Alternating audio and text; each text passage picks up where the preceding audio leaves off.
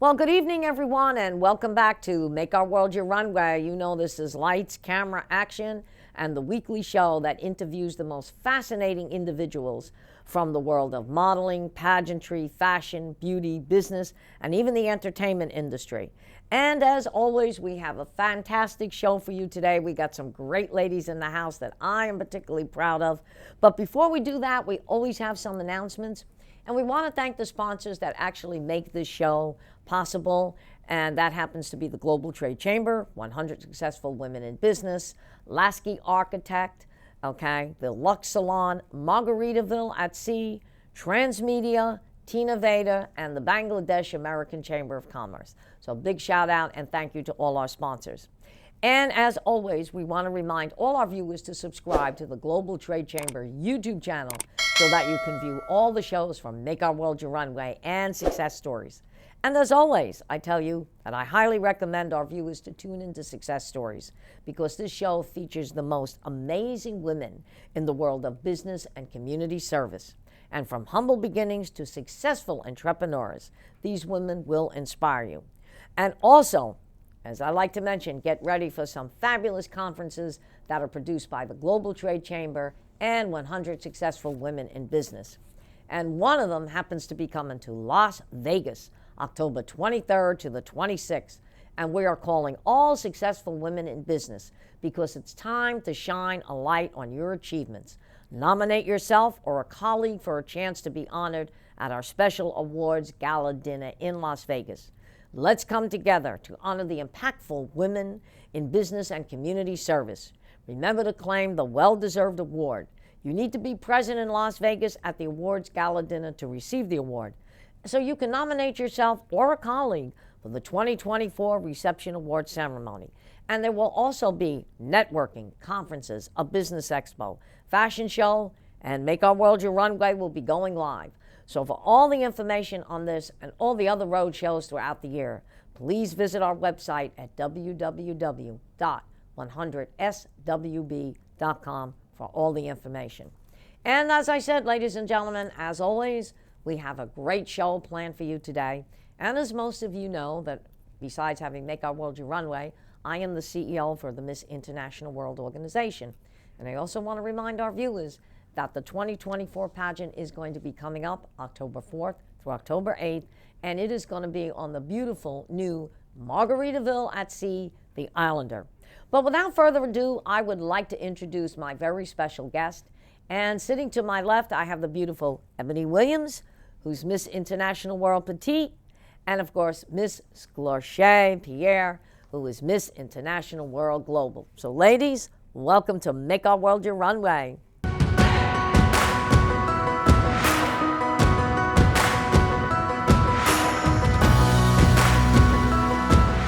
Thank you so Thank much. you. It's a pleasure to be here today. I'm so excited. Yeah, well, it's always a pleasure to have you ladies, on any of the events. So I think, Sklouchere, I'm going to start with you. When you competed at the 2023 pageant and your name was called that you won the second highest title, how did you feel? I felt amazing, and honestly, I just had fun throughout the entire competition. I didn't stress myself too much. I allowed myself to bring out my unique essence and just have fun. But being that I actually got a title and I got the second highest title in the organization, it just felt good. It felt great. Yeah, and you said something that's very important, especially in the world of pageantry, and I tell a lot of women that compete, you went in there with a great attitude. You went and you had fun with it. Okay, you were yourself. I noticed that you got along with all the ladies that were competing, and that's one of the reasons why you did so well, because when you do that, the judges that we have, they see that, okay, and they see that you're enjoying yourself and you're having fun with it.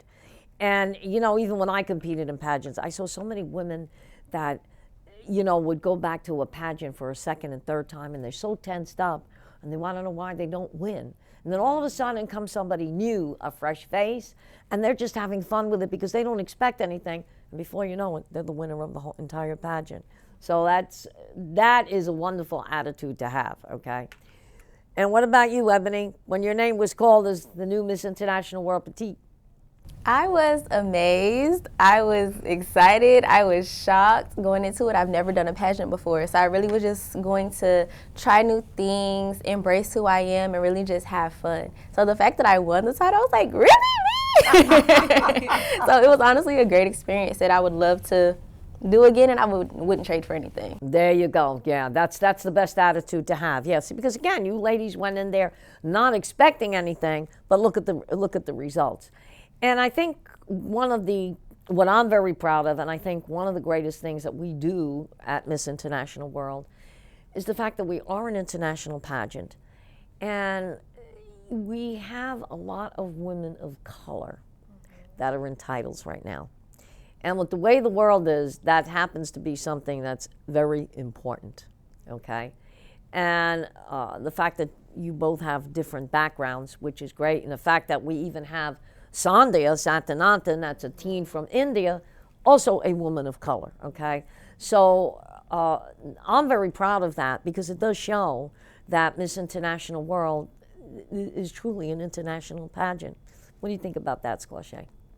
I think it's profound being that, and not to say anything to take away from other pageants, or any other communities, we haven't always been celebrated or appreciated and valued because of our skin color. So being that Miss International World allows us to be who we are, our unique selves, and just allow us to be in titles as ourselves makes me feel grateful.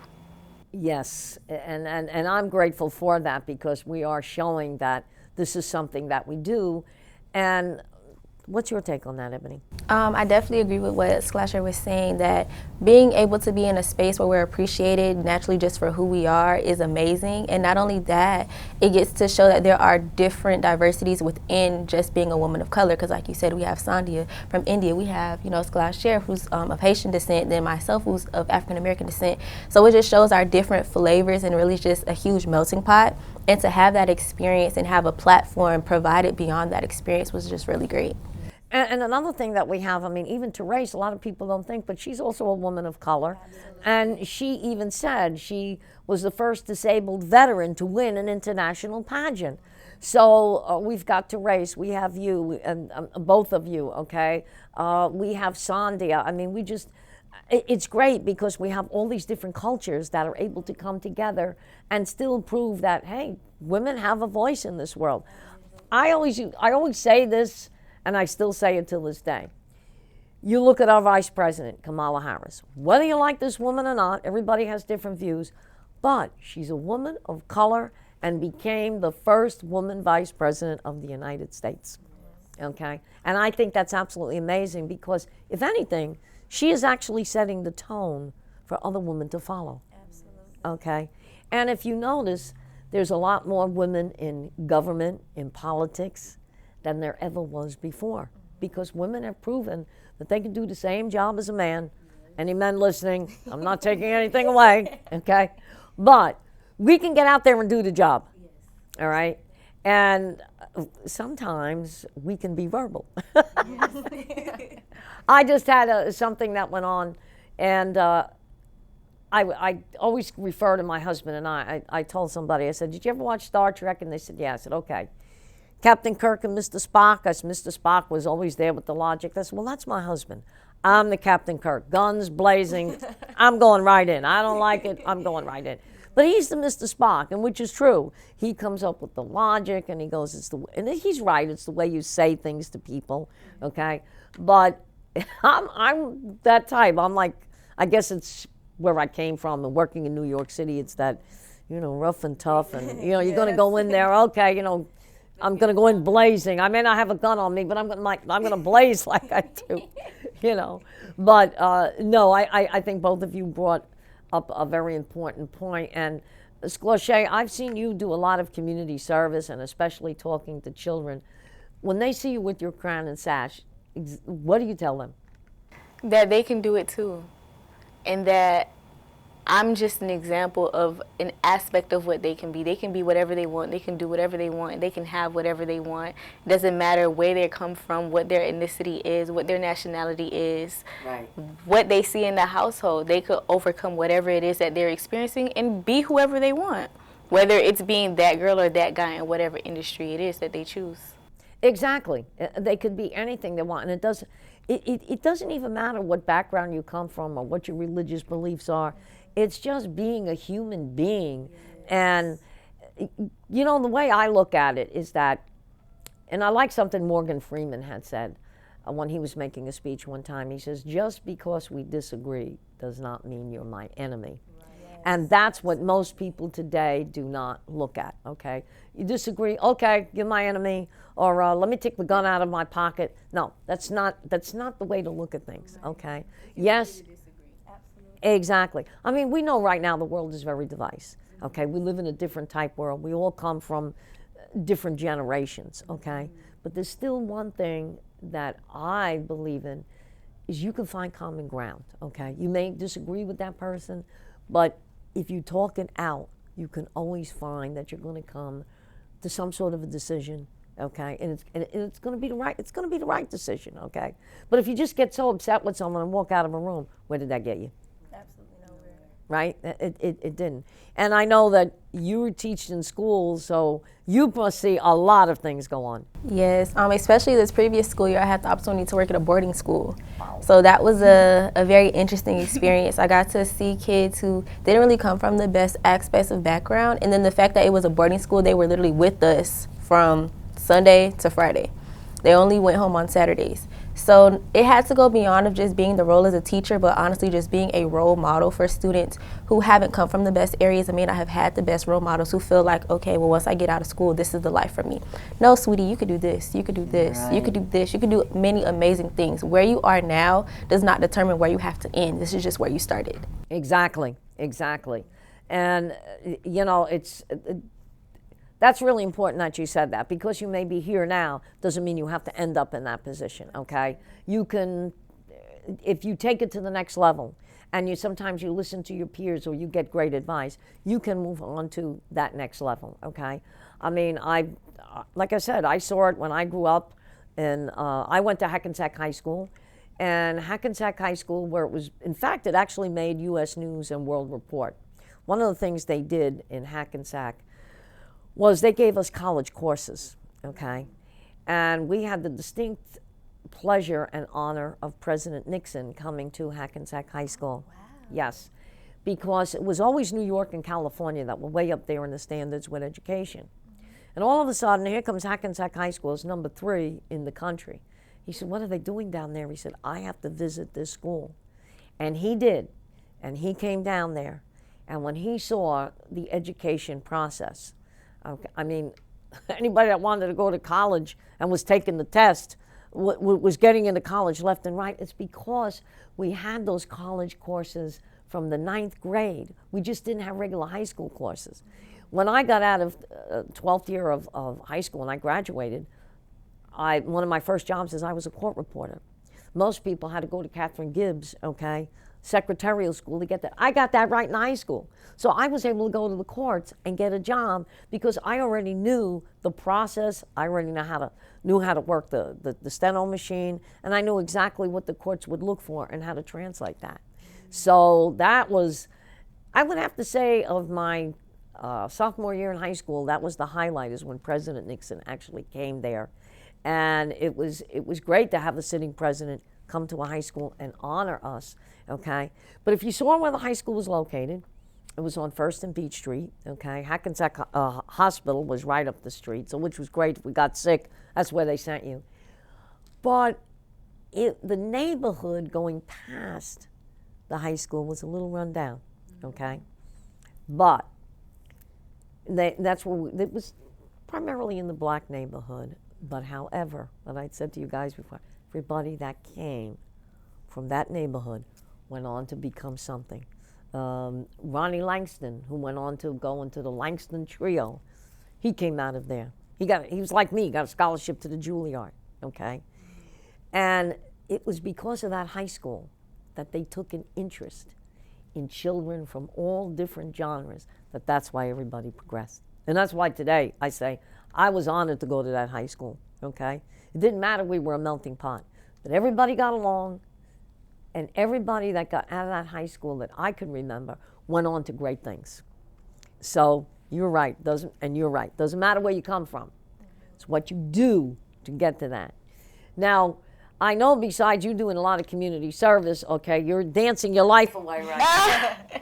Yes, especially in this moment in my So explain to us what you're doing, because this is a great thing, what you're doing.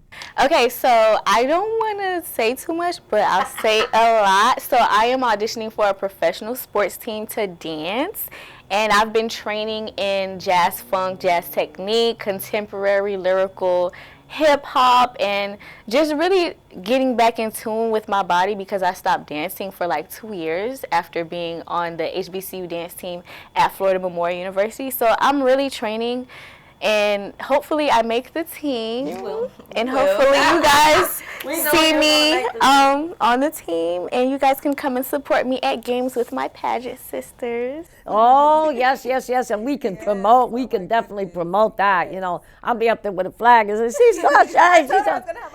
Yeah, I am going to have a sign too. I mean, see, Sklouchere, she's out there dancing. And you know me, I'll be coming on a microphone saying, now Dancing with the Stars, this is your next person to dance with Max or dance with somebody, okay? ABC, I hope you're listening. I hope you're watching, because that's where she's going, okay? But honestly, like, I love, like, last night I was in a contemporary class, and I was just telling Ebony, like, I was so close to being on the verge of crying and bawling, because the artistry and the choreography, the way that I had to emote while I was dancing, it was like dance therapy. Yes. You know, like a lot of times, like, people see us in these crowns and sashes, and people see us dancing, but it takes a lot more within us to be able to stand tall and be who we are in these roles. Yes. But last night really touched me internally, because I was able to just express myself. Right. And I know exactly what you're saying, because when I was going to the Juilliard and I was studying opera, okay, there was times where I would come out of there in tears. I was like, what am I doing to myself? I'm putting myself through all of this. But then I understood what they were trying to do, because they were trying to bring the best out in me, okay? And, you know, at times I'd even go on auditions and say, wait a minute, I followed the rules. What are they looking for? What do you mean I'm not what you're looking for today? Then all of a sudden it clicks. And that happened to me with a Disney audition. Okay, they were looking for singers, all right? So I went. Director said to me, you got the most beautiful voice I've heard today, but you're not what I'm looking for. And I'm like, what? Okay, I followed everything that was, you know, on the casting call. But they had a gentleman that came up from behind me, and he played a guitar. He didn't have the greatest voice, but they could put him in the park to sing to the children. But they never specified that. So I'm coming out of there feeling real blue, right? And I come out of the theater. A friend of mine says, hey, he says, they're auditioning, he says, for understudies for Phantom of the Opera. I said, bye, I'm going home. I said, I've had enough. He said, I got a good feeling about this. He said, go over there. He said, you got nothing to lose. He said, it's only 10 minutes around the corner. I said, all right. So I go over there. And I do my 16 bars of All I Ask of You, and the director says, okay, you know, it's great, we'll get in touch with you. So I went like this. It's, all right, there's another one. By the time I got home, they were calling me. Wow. Okay, they said, you're going to be one of the understudies. Now, Sarah Brighton was the star at that time. She had done it in England. She had done it in the States. She had had enough. I mean, matinees, 5 years doing it. And there was a tour that came up, the East Coast tour. She was not going to do it. Guess who did it? I did it. That was my intro into Phantom of the Opera. And I played the same part that she did, Christine Daae, which was the main part. And it probably was the highlight of my career. And that's when, I'll be honest, that's when I got my confidence. Until then, I think I waned with my confidence. But that's when I really got my confidence, because I felt that now my talent was appreciated and that I got into something where they knew I could do it, and I knew I could do it. And for that entire summer, I used to tell people, I worked Thursday, Friday, Saturday, sometimes Sunday, but Thursday, Friday, Saturday, I always made a joke out of it. I go in, I get the check, and I come home. That's what I used to say. But it wasn't even about the money. It was just about the experience. Singing with a 50-piece orchestra and just going up and down the East Coast of the United States. It's a great feeling. So, and again, I always say, here I was, just a kid from Jersey, and both of you made a point. Who would ever thought that I would get into something like that? Okay? And some people always ask me, and I said, that was nothing special. I was just some kid from Jersey. I said, well, I had a dream. And there it was, okay? And from that point on, I played the cruise lines. I played Atlantic City. I played Vegas. That was my open door, okay? So you're right. You can, between the two of you. And what you said before, the children that you work with, it's great that you're doing that because you're encouraging them to go do something else. Absolutely. Yeah, exactly. And I think that, you know, I heard something the other day about when you get to a certain age. But guess what? Someone brought it out on the news. Don't stop, because life is an extended runway.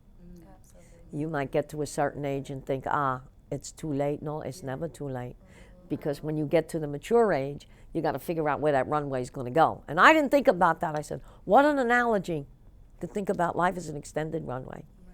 And because people say to me, they said, well, you're up in age. I said, I'm up in age, but I'm not going to quit. I said, the word retirement is not in your not in my, I said, listen, I do a lot of things in the course of a day, but if I stop, my mind would probably just, I always say, become a mushroom.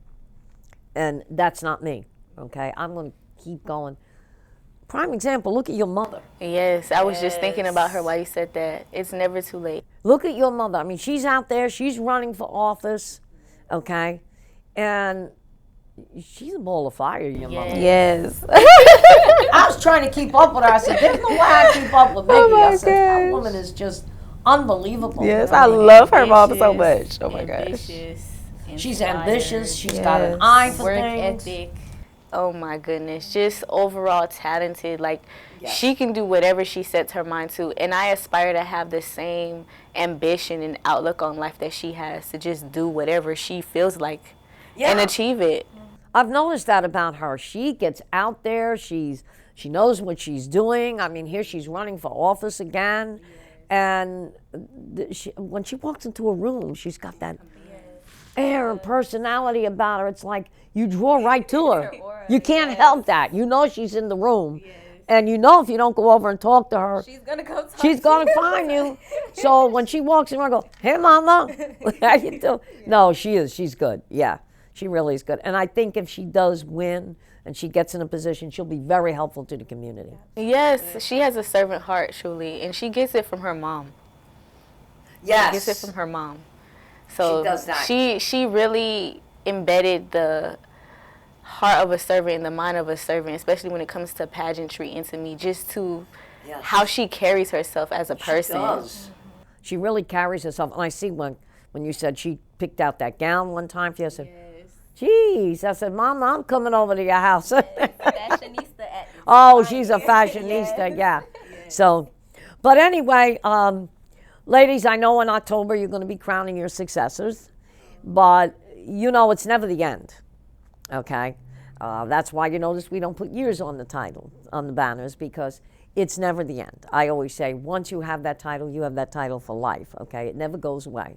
You may crown a successor, but that doesn't mean that, hey, okay, you know, Sklouchere was this year, bye. That doesn't mean that, okay? Same thing with you. Never means you walk away, okay? I think that's one of the things that our organization prides ourselves on, that we don't alienate anyone, okay?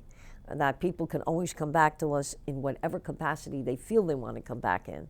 And I always say, look, you know, if the next girls that win can't go out and do something, Sklouchere, you know, I'm going to be picking up the phone. Ebony, ladies, you want to come out with me today?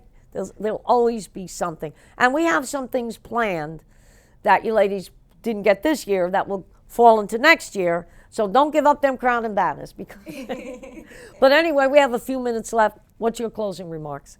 My closing remark is, despite what you're feeling in the moment. Always keep going. Always push yourself and stay resilient. Doesn't matter what background you come from or what race, color, or creed that you belong to. Just know that you are inner royalty and that you can do whatever you set your mind to. Absolutely. And Ebony, what would you say? My closing remarks would be, where you are now does not have to determine where you're going to go. And always remember that you came from somewhere to get where you are now, so you can only imagine where you're going to move forward to from where you are currently. Absolutely. And this is not the last time, ladies, that you'll be on the show, because I'll be doing the show at the pageant as well, too. I always go live. But anyway, I want to thank you both, because I know you have busy schedules, for taking time out to be with us today on Make Our World Your Runway and giving some great, insightful comments to women that want to get involved with pageants. And as always, ladies and gentlemen, we had a very exciting show. I was very proud, okay, to have two of my outstanding ladies from this International World Pageant, okay, on the show. And you've heard some wonderful thoughts. I mean, they're great role models, not only for pageant women, but for any woman that wants to succeed. So as always, we want to thank you for tuning in to Make Our World Your Runway. And we tell you to stay tuned, because every week we have an exciting guest that will be on our show. So have a great weekend. Thank you so much, and we'll see you next week.